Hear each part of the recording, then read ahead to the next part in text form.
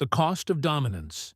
The $18 billion price tag for a single hull has sent shockwaves through Congress, but the U.S. Navy claims the Trump-class BBG-X is the only way to survive a Mach 10 world.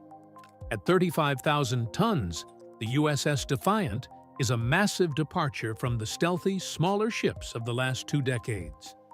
This golden fleet strategy bets everything on size and power.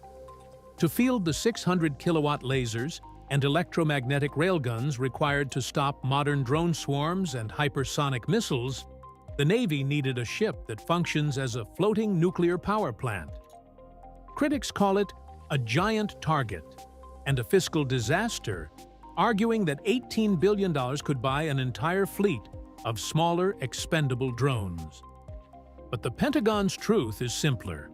In the 2030s, if you don't have the onboard electrical gigawatts to power a directed energy shield, you are already a sinking ship. The high-stakes shield. The gamble isn't just about the money, it's about the arsenal ship philosophy. The USS Defiant carries over 140 missile cells, including the terrifying conventional prompt strike hypersonics. For the first time, a surface ship is being designed to break A2AD bubbles, the high-tech no-go zones created by enemy long-range sensors. By combining a 32 megajoule railgun with an infinite magazine of laser fire, the BBG-X aims to make incoming missiles irrelevant by destroying them at a fraction of the cost of a traditional interceptor. This is the truth behind the $18 billion the Navy is moving away from hiding in the shadows and toward holding the line with overwhelming force.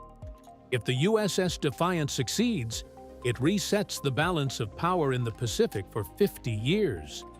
If it fails, it could be the most expensive lesson in naval history. Thank you for watching.